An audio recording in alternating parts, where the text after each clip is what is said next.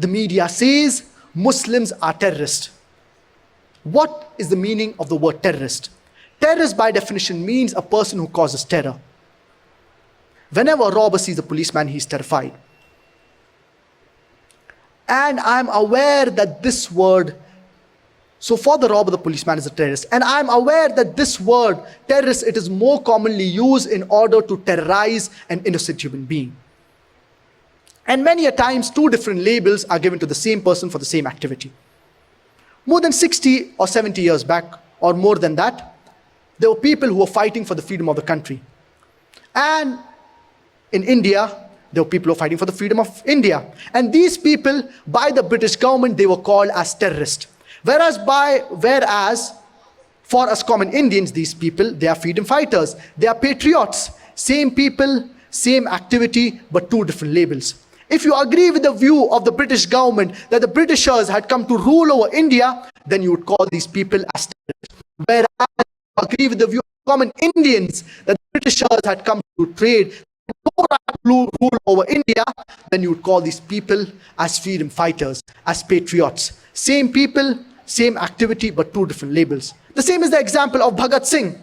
The British government, they called Bhagat Singh a terrorist. Whereas we common Indians, we called him as a freedom fighter. He was fighting for the freedom of the country. And we have several other examples as well. We have the example of the American Revolution. George Washington and Benjamin Franklin, they were called as terrorist number one by the British government.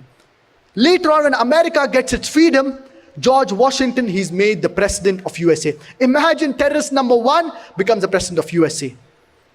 We have other examples as well. We have the example of Nelson Mandela when South Africa was ruled by the white apartheid government. Nelson Mandela was imprisoned in Robben Islands for more than 25 years. And Nelson Mandela, by the white apartheid government, was called as terrorist number one.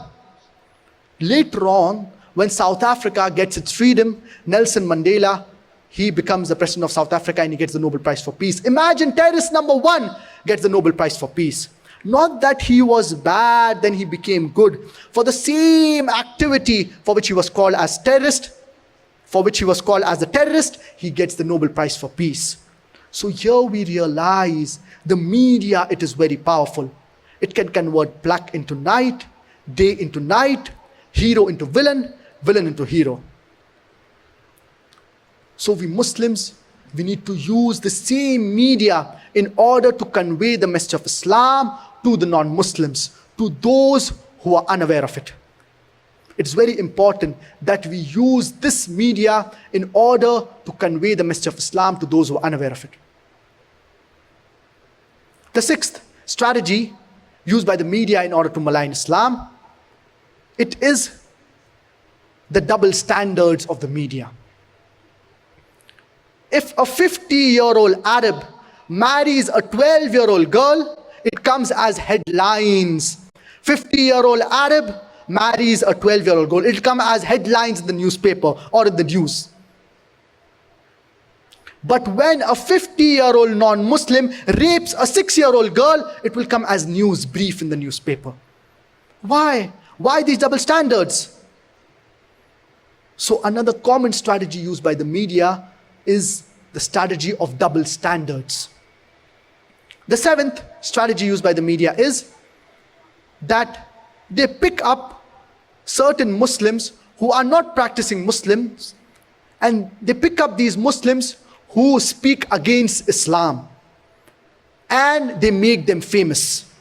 Those people who speak against the glorious Quran, for example, and they make them famous. We have the example of Salman Rushdie. He wrote the book Satanic Verses. What the media did?